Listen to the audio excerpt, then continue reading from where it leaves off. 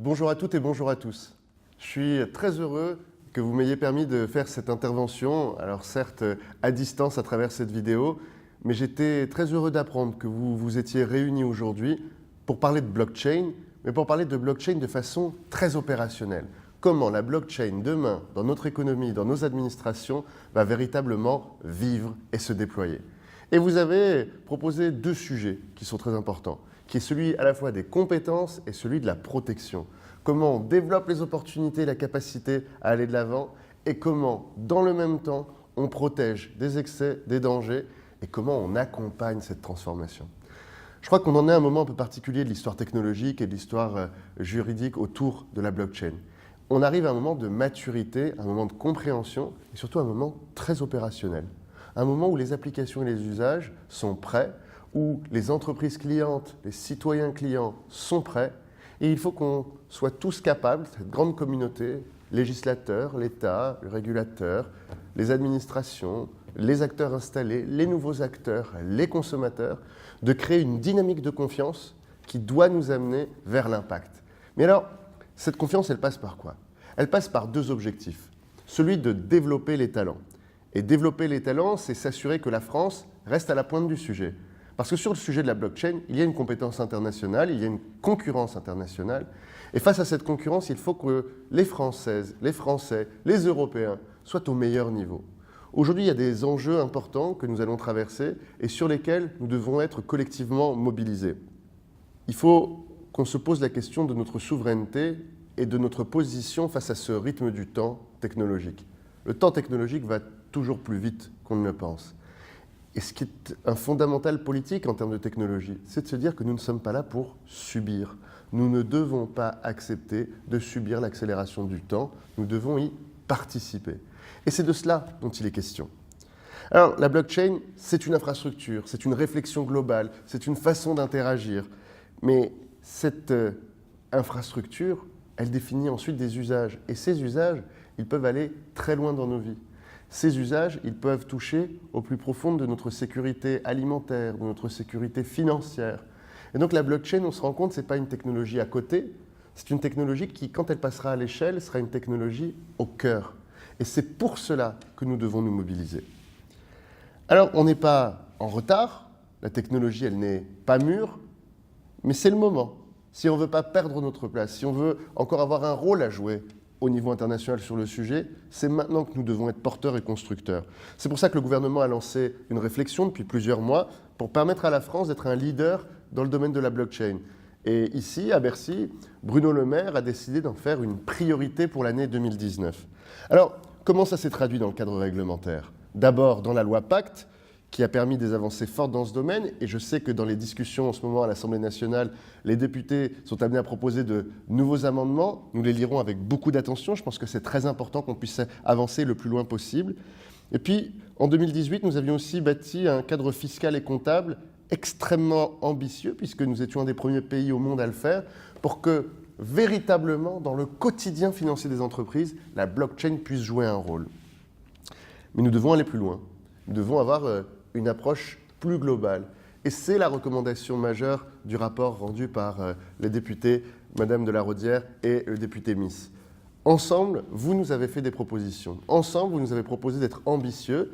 Et notre réponse a été de vous annoncer que nous annoncerions dans les prochaines semaines une feuille de route gouvernementale qui explique comment nous comptons, dans les prochaines semaines, dans les prochains mois, tenir compte de vos recommandations pour pouvoir affronter ces grands défis. Alors, il y a plusieurs sujets autour de la blockchain qui vont être au cœur de cette feuille de route. Il y a le sujet des usages, le sujet de l'écosystème, le sujet du financement et le sujet de la formation. Le sujet des usages, le rôle de l'État, c'est de montrer au monde ce qui se fait et ce que l'on peut faire. La chance que nous avons, c'est de pouvoir identifier partout sur le territoire, parfois même à l'étranger, les meilleurs usages dans certaines industries, les meilleurs usages dans certains secteurs, et par la force de l'exemple, favoriser leur diffusion. En termes d'écosystème, il y a une question qu'on doit se poser. Si on ne veut pas subir internationalement, il faut se fédérer. Alors se fédérer autour de quoi? Se fédérer autour de standards, se fédérer autour de valeurs, se fédérer autour de pratiques, se fédérer autour d'un marché.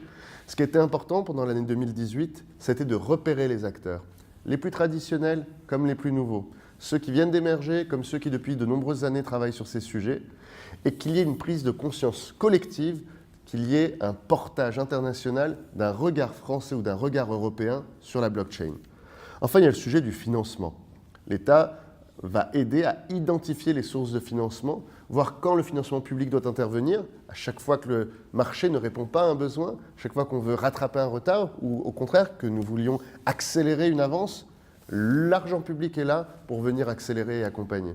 Et puis, l'argent privé aussi, parce que de plus en plus d'investisseurs sont prêts à investir dans la blockchain à la française, la blockchain à l'européenne. Et pour cela, il faut que nous aussi, nous ayons le bon discours pour attirer ces investisseurs, pour leur expliquer que le cadre juridique français est un cadre favorable à l'investissement dans la blockchain et que nous avons une façon de porter cette technologie, de l'intégrer dans notre droit, qui est une façon à la fois ouverte et protectrice. Et puis enfin, il y a le sujet de la formation.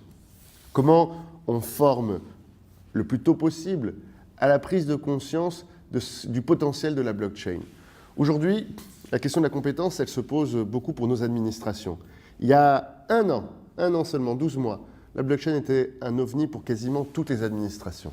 Depuis, il y a eu de nombreuses initiatives et à travers toutes les administrations, tous les ministères, nous pouvons identifier un réseau de fonctionnaires, d'agents publics passionnés par le sujet de la blockchain, opérateurs de sujets de blockchain ou qui ont identifié des applications de la blockchain dans leur métier au quotidien. Ce qui va être un rôle important pour nous, c'est d'identifier ces passeurs, d'identifier ces personnes en avance et favoriser la diffusion des compétences qu'ils ont pu accumuler et leur donner à eux les moyens aussi de se former pour devenir de meilleurs experts sur le sujet.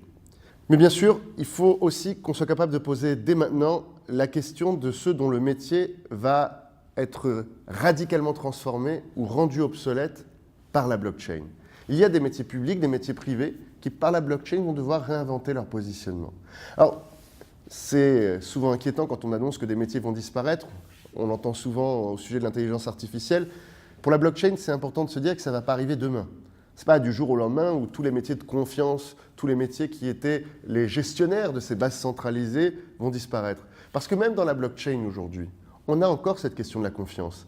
Et souvent, on a besoin de ces métiers de la confiance, de ces personnalités de la confiance, quand il s'agit de faire lier le chemin entre la blockchain virtuelle et le monde réel.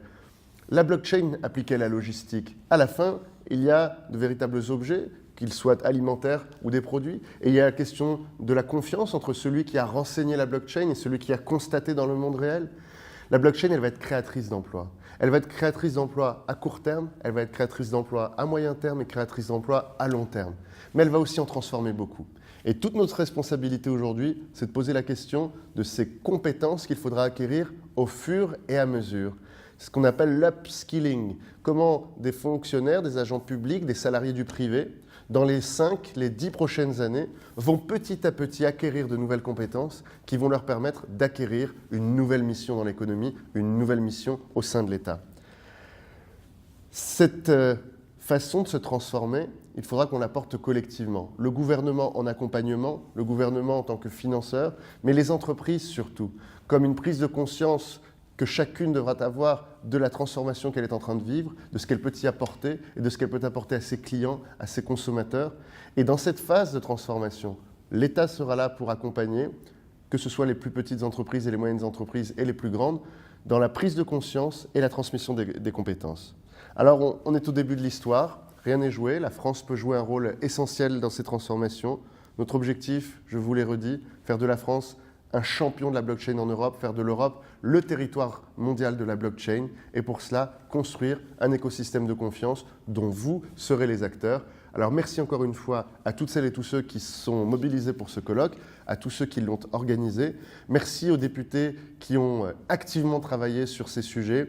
Je veux remercier Pierre Persson, je veux remercier Laure de la Rodière, je veux remercier Jean-Michel Miss et tous les autres qui, avec eux, ont travaillé sur ces sujets depuis plusieurs mois. Vous savez que vous avez un allié sur ce sujet. Ensemble, construisons la France de la blockchain. Merci à toutes et à tous.